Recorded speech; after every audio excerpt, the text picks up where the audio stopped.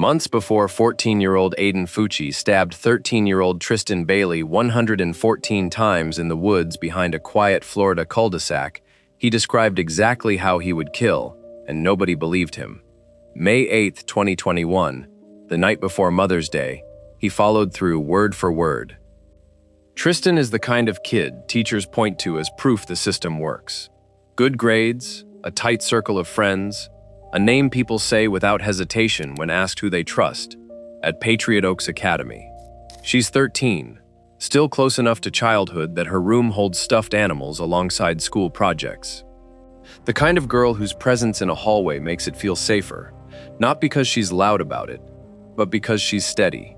Aiden is the opposite entry in the same yearbook. Suspensions, fights, a reputation for hating anyone who told him what to do. Teachers learn his name for different reasons. Incident reports, disciplinary meetings, the kind of pattern that gets filed but rarely acted on. Two kids in the same hallways, sitting in some of the same classrooms, read completely differently by every adult who passed them. His girlfriend later testifies to something stranger than a bad attitude.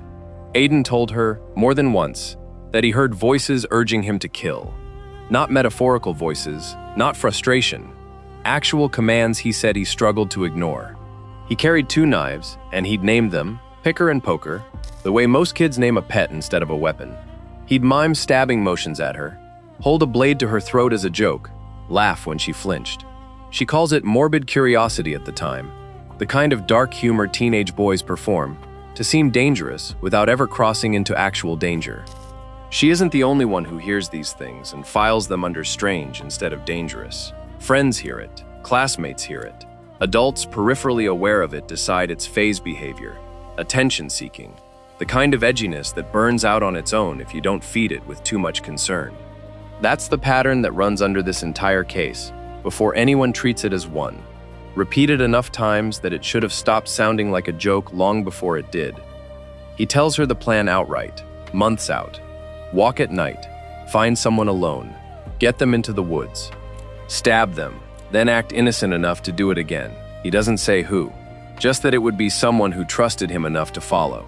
It sounds like a teenager performing edginess, right up until the night he performs the actual thing, using almost the exact words he used to describe it. May 8th starts ordinary, skateboarding with his girlfriend and a friend named Trey, the kind of afternoon that leaves no trace of what's coming.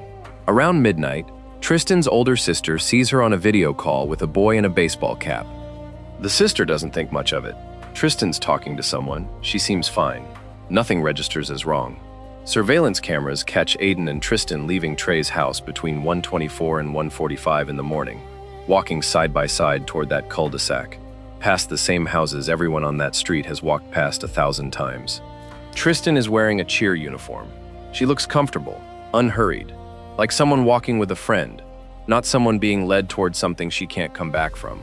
That footage is the last anyone sees her alive. In the woods, he stabs her 114 times. At 3:27 a.m., he comes home barefoot, shoes in his hand.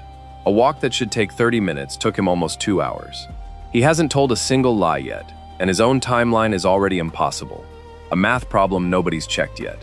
Tristyn's family reports her missing on Mother's Day. A holiday built around a mother celebrating her kids turns into a search for one who isn't coming home. While people who love her are combing yards and calling her name, Aiden is already sitting on the answer, watching them look. He knows exactly where she is, knows what he left her with, and says nothing. Then he posts a selfie from the back of a patrol car, flashing a peace sign, captioned like he's asking a favor. Has anybody seen Tristyn lately? It's not panic, it's not fear. It's performance. The same performance he described months earlier, when he told his girlfriend he'd act innocent enough to keep going. This is the plan playing out exactly on schedule. He's following through on exactly what he told her he'd do, word for word. Detectives start pulling at threads that don't hold.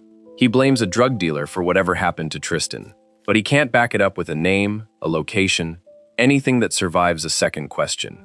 The story is scaffolding without a structure underneath. The kind of lie someone tells when they know they need an alibi, but haven't practiced one long enough to make it hold.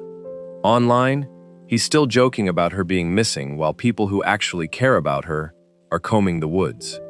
A runner finds her body there before police even get his phone. Once they do, the drug dealer story collapses inside a day. Then the house search happens, and the story stops being about inconsistency and starts being about proof. An empty knife sheath sits in a drawer. The knife he called poker turns up near his dresser. Wet Nike shoes carry blood he didn't manage to rinse out. A bloodied shirt. Denim jeans, wet for no good reason. Blood and dirt caught in a bathroom drain he thought he'd cleaned well enough. A notebook full of violent, satanic drawings that reads less like teenage angst and more like a rehearsal log he kept without meaning to leave behind. Every item in that house is a piece of the plan he already announced months earlier, just showing up late as evidence, confirming a story detectives had already half-written from his own girlfriend's account.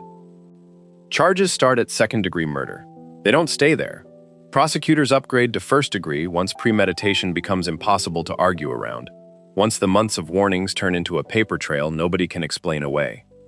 His own mother, Aiden Fucci, is later arrested for washing his bloody jeans and coaching him on what to say, turning a family defense into its own crime.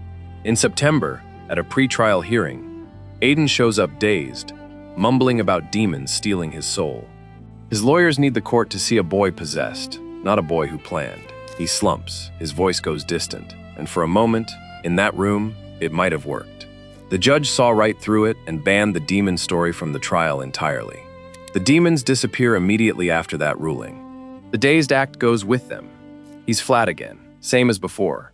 Like a performance that lost its reason to keep running the second nobody was buying tickets to it anymore. It's the second time in this case he's acted exactly the way he needed to for exactly as long as it served him, the first being that peace sign from the back of a patrol car. He shows real emotion exactly once in this entire case, and it isn't while the evidence gets read out, or during the timeline that convicts him, or while Tristyn's family's grief gets described for the record. It happens during his own grandmother's tearful testimony. One crack in a boy who otherwise sits through all of it like none of it touches him. The contradiction sits right there in open court. A kid capable of feeling something, choosing every single time not to feel it for the one person whose life he actually took. Aiden Fucci pleads guilty to first-degree premeditated murder. He's sentenced to life in prison, eligible for a sentence review after 25 years because of how old he was when he did it. He'll be in prison for at least 25 years. He told his girlfriend, months in advance, exactly what he wanted to feel, and exactly how he planned to get away with feeling it twice. He got the first part. Tristyn Bailey doesn't get to grow up. Her family doesn't get her back. And the only open question left is whether 25 years from now, a parole board decides a man who once faked demons in a courtroom has earned the chance to feel anything else. What makes this case stick is the months beforehand, the stretch where a boy told the people closest to him, in plain language, exactly what he was going to do, and every one of them heard it as a phase instead of a plan.